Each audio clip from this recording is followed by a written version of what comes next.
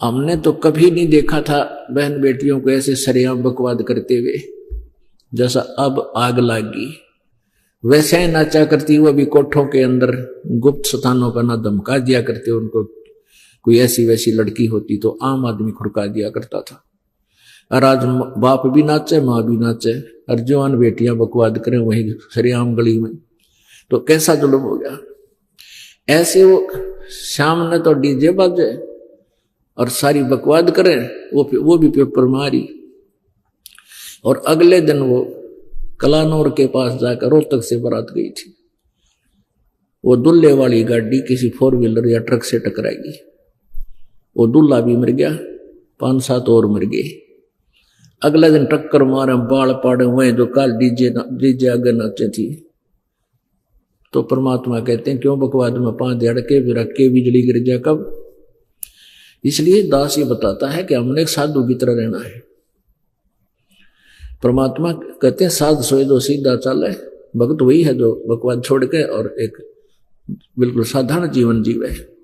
तो नानक साहब जी कहते हैं ना जाने काल के कर डारे और किस विधि ढल जा पासा वे, जिना ते सरते मौत खुड़क दी उन्होंने केड़ा आसा वे। नानक जी से भक्त कहा करते थे भगवान आप बहुत खोए खोए से रहते हो, कभी मुस्कुराहट आपके चेहरे पर हमने देखी नहीं। तब कहते हैं भाई किस चीज पर मुस्कुराहट आवा यहाँ पर। मन हमें तो पता तुम्हारे साथ के बिजली गिरेगी और तुमने पता को ना तुम्हारे दुख से मैं दुखी हूं कि यदि इन्हें नियम तोड़ दिया ये काल के मुंह में जाएंगे। अपने शिष्यों को मालिक नानक साहब जी कहा करते थे। कहते हैं साध मिले साड़ी, कहते फिर आप कभी खुश नहीं होते? खुश होता हूं। साध मिले साड़ी शादी होंगी और बिछड़ जान दलगीरी वे, अख दे नानक सुनो जिहाना मुश्किल हाल फकीरी वे। ये मेरी भक्त आत्मा साध यानी संत भक्त, साध चोए दो सीधा चाले यानी भक्त। जब मेरे भक्त यहां वापस आ जाते हैं सत्संग के दिन तो मेरा शादी होती है, हमारा खुशी होती है, आज यह शादी हो रही है। और जब ये चले जाते हैं बिछड़ जाए दिलगिरी वे, मुझे बड़ा दुख होता है कि कहीं इन बच्चों को कोई काल का दूत हमसे दूर ना कर दे, इनको मिसगाइड ना कर दे। और जब तुम एज इट इज आ जाते हो तो मुझे बहुत खुशी होती है कि मेरे पौधों को दीमक लगी नहीं, कीड़ा नहीं लगा। साध मिले साड़ी शादी होंगी बिछड़ जाए दिलगिरी वे, अख दे नानक सुनो जिहाना मुश्किल हाल फकीरी वे। इस काल के लोक में भक्ति बड़ी कठिन होगी, क्योंकि सतमार्ग बताने वाला एक और अज्ञान फैलाने वाले लाखों और करोड़ों। तो इस प्रकार कहते हैं जो मुश्किल हाल फकीरी वे कि भक्ति का कराना और करना बड़ी मुश्किल हो गया है। इन नकली संतों और ऋषियों के द्वारा भ्रमित कर दिया समाज। तो इस प्रकार हमने अपने इन क्रियाओं को भी सेट करना है। कई कहते हैं आपके गुरुजी तो नरे नियम बता दे हैं, इतने नियम ब्या करें। और नियम है वह तो तुमने बकवाद खाम खा शुरू करा कि शराब पीना, हुक्का पीना और ये मांस खाना, ये कोई अच्छी बात है? और फिर ये नाचना डांस करना है और ये और तरह की 100 बीमारियां ला ली अपने साथ में, कितना सीधे कितना पीड़िए। अपनी बेटी ने भगवान का सहारा दिला दो। राम रटत कन्या भली, राम रटत कन्या भली, साकट बलो न पूते। जैसे बकरी के गल में गल थना, जिसमें दूध न मूत। अपनी बेटी, हमें वो बेटी हमारी अच्छी है, उस साकट बेटे थे पुण्यात्मा। उस समय जो परमात्मा 600 वर्ष पहले आए हुए थे और अभी भी इस तत्व ज्ञान से अपरिचित लोग बेटी से अधिक बेटे को महत्व देते हैं। यह हमारी, ये भी एक काल का जाल है। और यहां तक अज्ञान फैला रखा है अज्ञानी ऋषि काल के दूतों संतों ब्राह्मणों ने। कहते हैं जिसका पुत्र ना हो ना उसकी तो गति नहीं हो सकती। गति पुत्र तो ना हो भाई, मंत्र तो होगी, भगवान की भक्ति से होगी। वो तो अपने पिंड भराण की खातिर, अपना कनागत कटवाण की खातिर प्रेरणा करते हैं, छोरा होगा तो तुमने श्राद्ध काटेगा, छोरी चली जाएगी, तुमने पूछा को ना कोई। लड़के और लड़की में कति अंतर नहीं मानना चाहिए। परमात्मा जो दे उसमें सब्र करे। या आग लागी थी थोड़े से दिन पहले, अब तो सरकार ने कुछ कानूनी सख्त सा बना दिया और फिर भी अपने आप भी बुद्धिमान लोग हो गए, समझने लगे। नहीं तो इस दहेज के कारण, इस दहेज ने इसी आग ला रखी थी कि बेटी 2-3 बेटी होगी और एक बेटी पर 2 लाख 3 लाख रुपये लगेंगे, और गरीब आदमी कैसे ब्याह होगा। अब ये आग हमने आप अपने पैर पर आपको अड़ाल मार रखा था, अब इसने हम बंद कराएंगे, आप पर सुखी हो गए, बेटी बूढ़ी को ना लगे। ये अपनी इस कुरीति ने बेटी दुश्मन बना दी और बेटी के साथ धन नहीं, ये सत्कर मान लेना। बेटा और बेटी खाना खा रहे हो और काम कह देते माता पिता, भाई वो काम करना था, बेटी तो रोटी छोड़ के चली जाएगी और बेटा वो भी बैठा होगा ना बिना खाता हो, जो बिना होगा क्यों, कौन जानता क्यों, न्यू कान मारेगा। और बेटी रोटी छोड़ के चली जा, पहले तो अपने पिता के कुमावर, फिर आगे जाके अगले के कुमावे। तो कहने का भाव ये कि हमने अपनी इन अज्ञान सोच के आधार से जुल्म करना भी शुरू कर दिया, बेटी को गर्भ में मारने लग गई थी। तो ये भूल भूल के नहीं करना, महापाप के भागी हो जाओगे। परमात्मा जो देता है, बेटी 1 हो चाहे 2 हो चाहे 4 हो, कोई दिक्कत नहीं, बेटा हो मालिक देता है, कोई दिक्कत नहीं, अच्छी बात है। लेकिन उसी के पीछे नहीं पड़ जाना चाहिए, भाई बेटा को ना, बेटा को ना, या भूल है आपकी। तो इस तरह इस ज्ञान से आपको कंसेप्ट क्लियर हो जाएगा, आपकी आप पे रुचि नहीं बढ़ेगी। तो कहते हैं राम रटत कन्या भली और साकट भला न पूत। साकट एक तो होता नास्तिक, नास्तिक वो होता स्वयं भक्ति नहीं करता, दूसरे में बाधा नहीं करता। और साकट वो होता जो खुद भी भक्ति नहीं करे, कोई करे तो उसके अधीन है कोई व्यक्ति, जैसे बेटा साकट हो गया। और माँ बाप बुढ़ापे में अपने पुत्र का अधीन हो जाते हैं, पत्नी उसके अधीन होती है, बच्चे भी अधीन होते हैं।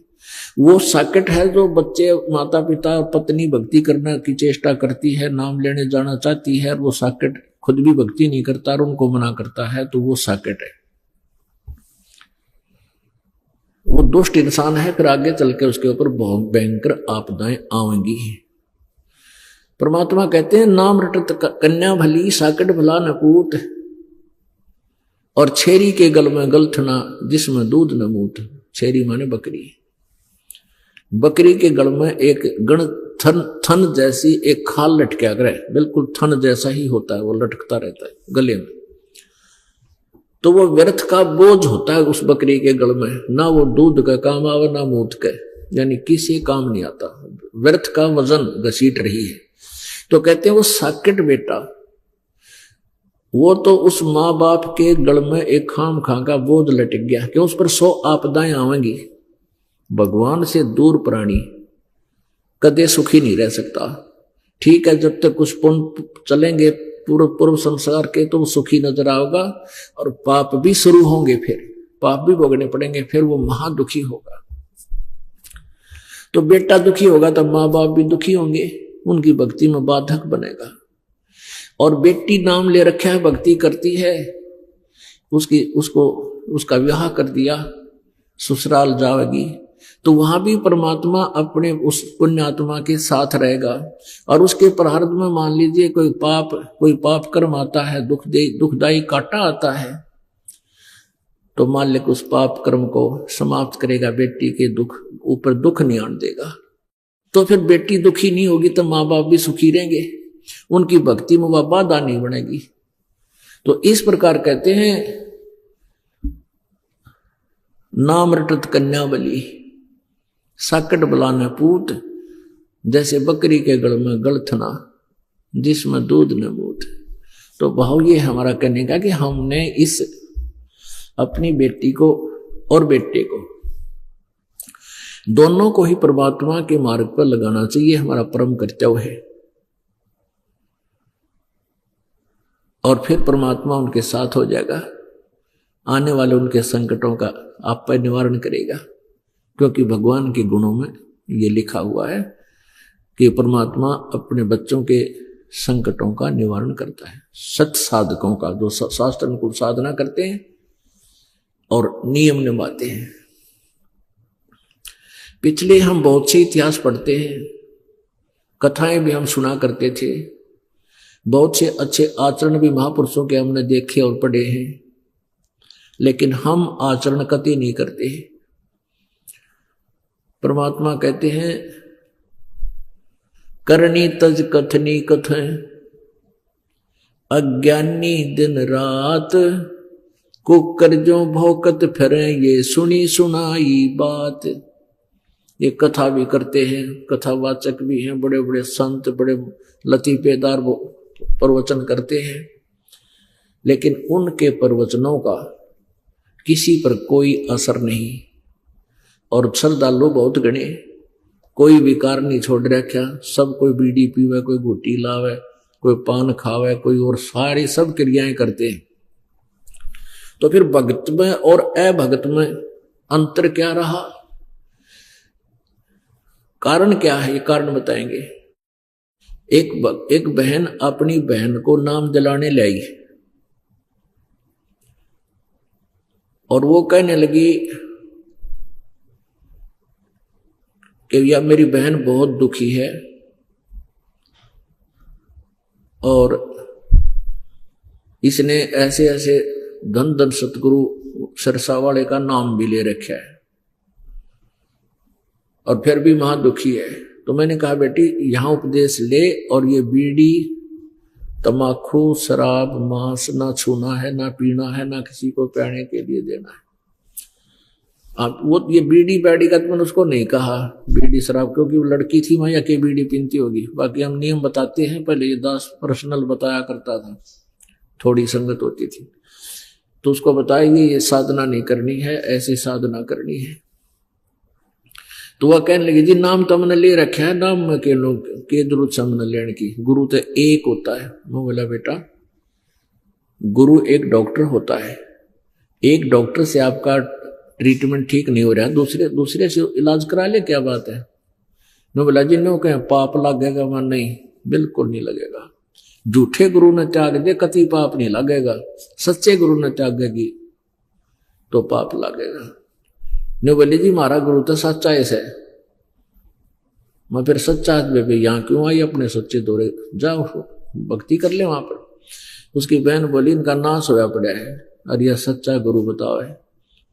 फिर उस पुत्र ने कितने दुख गिनवाए उस बेटी ने। मैं बोला बेटा नाम ले और भक्ति कर, अब मेरा पटेगा सच्चे और झूठे का। तो नो बोली जी या बीड़ी पिया करे। उसकी बहन बोली या बीड़ी पियो है भागा डंडोगी, लड़की होकर बीड़ी पियो तुम शर्म नहीं आती। तो वो नो बोली जी पहले ना पिया करती, मतलब नाम ले पाछे पीण लाएगी। मां ठीक, नाम ले पाछे छोड़ा करें, बुराई ने शुरू करया करें।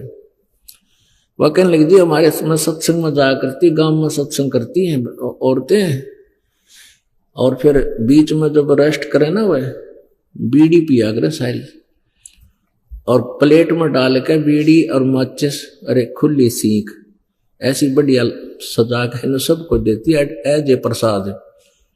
और मैंने नहीं होकर पीले प्रसाद से, वो प्रसाद पीने जाएगी मैं बोले छोड़नी पड़ेगी। कहने का भाव छोड़ते भाव ये है, वो छोड़ना पड़ेगा तो भगवान चाहिए है, सुख लेना तो सब बुराई त्यागनी ही पड़ेगी। मान गई वह, चलो कोई बात नहीं। तो कारण क्या है कि उन संतों के पास वो भक्ति नहीं है मार्ग जिससे जीव को सुख मिले। जो पुण्यात्मा है, जो भगवान की चाह जिनमें है, और वो संत की तलाश में चली गई, नाम ले लिया उन संतों के पास, उनको कुदरती सुख हो रहे हैं जब तक उनके पुण्य चल रहे हैं। तो वो भोड़ी आत्मा कहते हैं हमारे गुरु जी के कारण हमें ये लाभ हो गए। इसे लाभ तो हमारे भी हुआ करते, हम हनुमान जी ने श्याम जी ने पूजा करते, श्री कृष्ण जी ने कोई गुरु भी ना बना रखा था।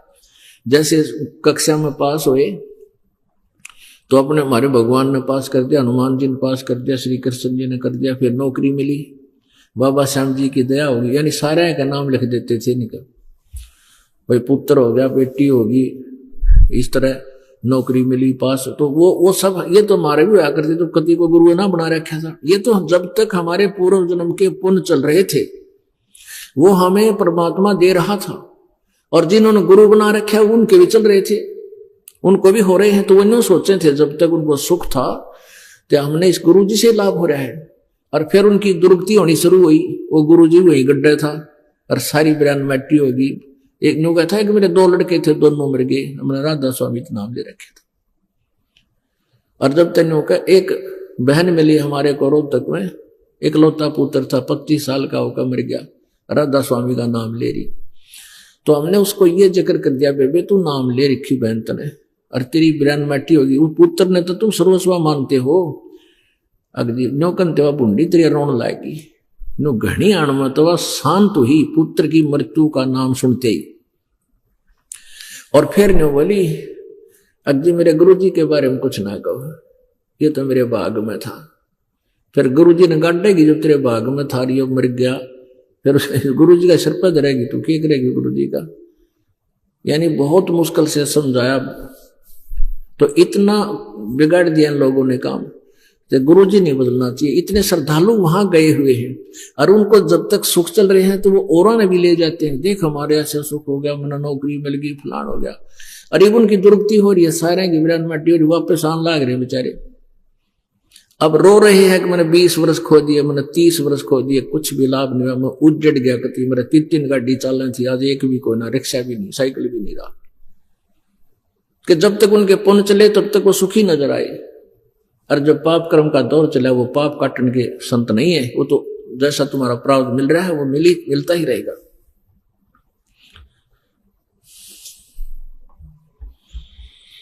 तो इन संतों के वचन में शक्ति नहीं, परमात्मा का सहारा नहीं, इसलिए उनसे कोई भी विकार छूट नहीं रहा। एक संत का प्रवचन सुना मैंने, जम्मू वाले का, कबीर पंथी है वो। उससे किसी ने कहा कि महाराज तुमने यहां तो बीड़ी पीते हैं आपके चेले सारे। ने बोला बीड़ी पीना मना कर दूंगा तो यहाँ कोई नहीं आएगा। अरे वाह, फिर तो शराब का ठेका और खुलवा दिया आश्रम में, और गणे आ जाया करेंगे। तो ये तो दुनिया में बुकाए बैठे हैं, मधु परमहंस, ये साहिब बंदगी वाले की ये वचन वो रिकॉर्ड कर रखे हमने उसके टीवी पे। तो इसे संत ने कहा यहाँ बीड़ी पीना मना तो कर दूं, पर यहाँ कोई नहीं आओगा। अच्छा ही तू यहाँ पर और भी कोई खुलवा दे ठेका। तो इस तरह के संत दुनिया मूर्ख बनाए बैठे हैं। श्रद्धालु बेचारे वो तो अननोन है, अनभिज है किसी भी मार्ग से। डॉक्टर के सामने मरीज के बोले, चाहे कति नकली डॉक्टर हो और बोर डॉक्टर का हो, अब मरीज के कहो तो बैठ जाएगा जाके, जी मेरे यह तकलीफ है, वो चाहे किसी टेबलेट दे, उन्नत खान तो मतलब है आराम हो ना होगा उसके, तो नहीं होगा तो दूसरे दौर चला जाएगा। तो ऐसे आप जी को डॉक्टर बदलन में कोई हानि नहीं, लाभ होगा। गुरु बदलने में कोई पाप नहीं है, तुरंत बदल देना चाहिए। झूठे गुरु को तुरंत बदल देना चाहिए।